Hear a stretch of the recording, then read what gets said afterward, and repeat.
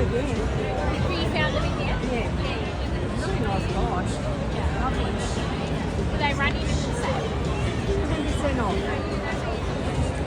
I said to him, I went back to store and asked him, are they big enough to fit in a car?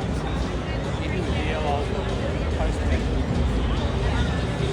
They give free delivery.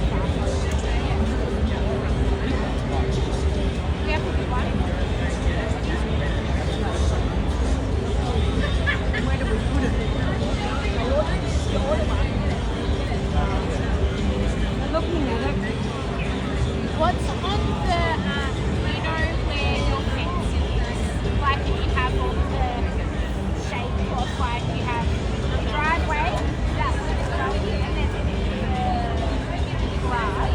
What's on the back wall of the garage? Nothing. What about, because then that's where the clothesline is. What about the back of the house?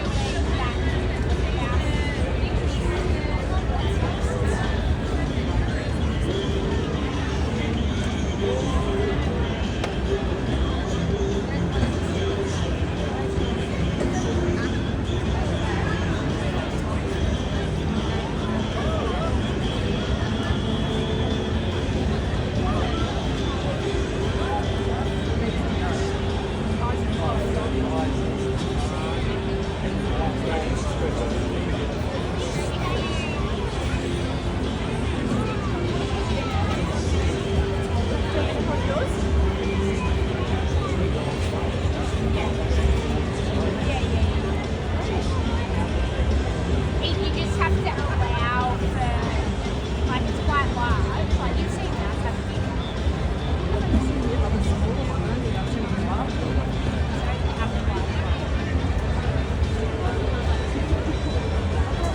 They do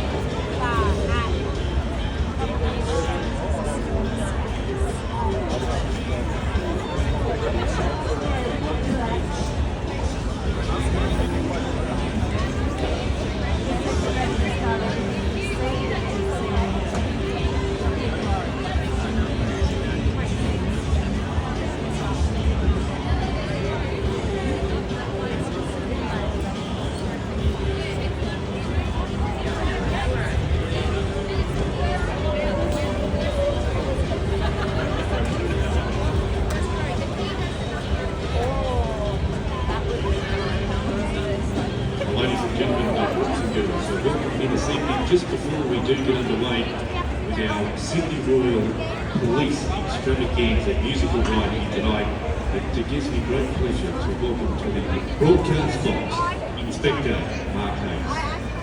Thank you very much, Nathan. It's a great pleasure to be here on behalf of the New South Wales Police Force. May I say thank you to the Royal Agriculture Society this evening for having us here to display our Royal History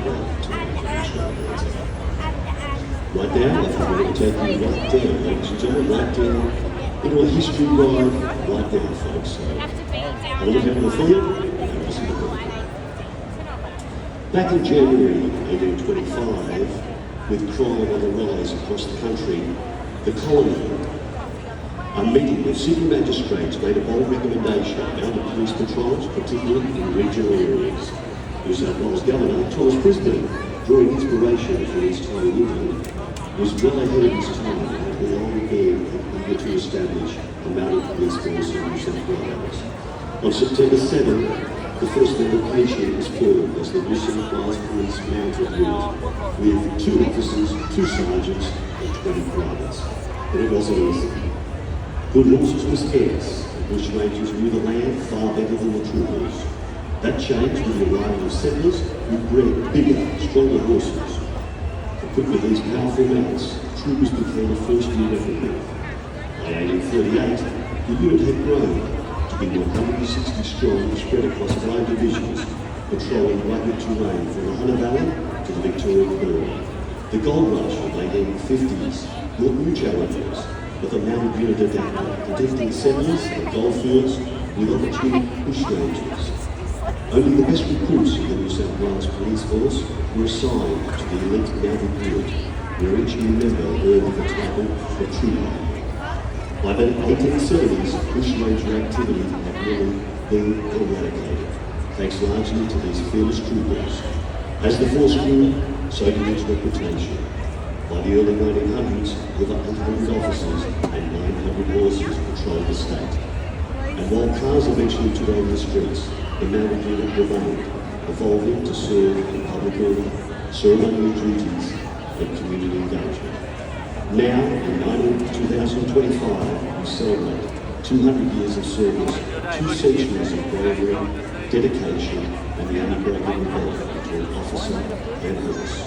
The New South Wales Police Mounted Unit stands as a proud symbol of history, resilience, and service to the people of New South Wales.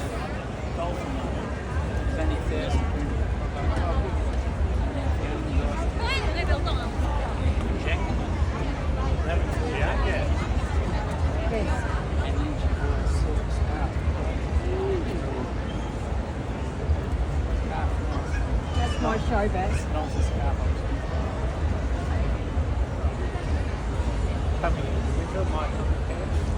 In 1894, a group of New South Wales police officers with a love for music decided to form a band. They gathered support from their colleagues, and by February 1895, rehearsals began at the police barracks, right where Central Station stands today. That August, they played their first public performance, and by 1896, they began performing regularly. The band went on to play at major events, like the 1901 Federation Parade and the opening of Parliament House in Canberra. In 1938, they saved lives during a tragic boat accident at Sydney Harbour, further cementing their place in history. From the 1960s, the band evolved into a professional full-time unit, and by the 1980s, they were performing at over 220 events each year. Today, they're a key part of New South Wales' cultural landscape, supporting everything from Anzac Day parades to royal visits. As the state's band of New South Wales, they continue to honour traditions of service and community under the distinct patronage of Her Excellency the Honourable Nigel Beasley.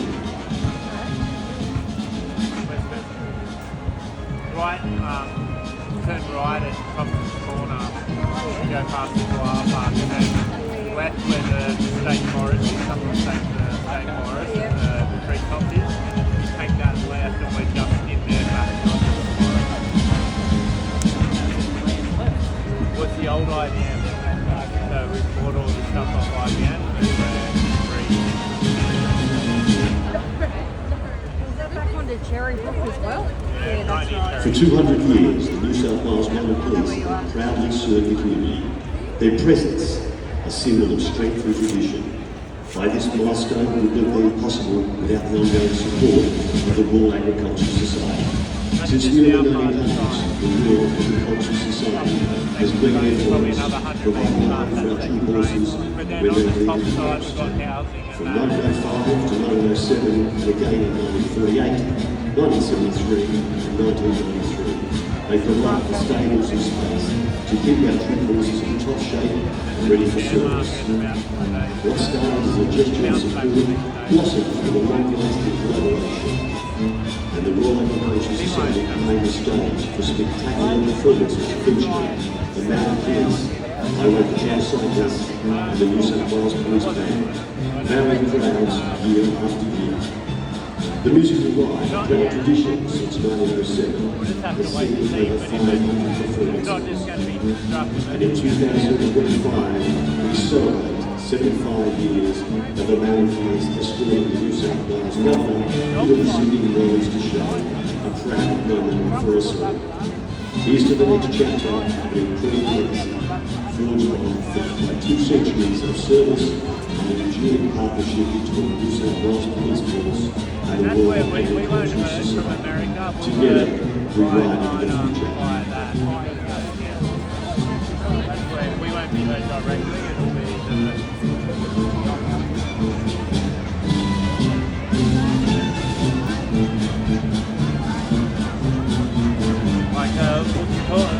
aluminium that we send over there that's really like 0.5% of what we actually really do, and It's actually when we go to China and then China so on, we're coming back down that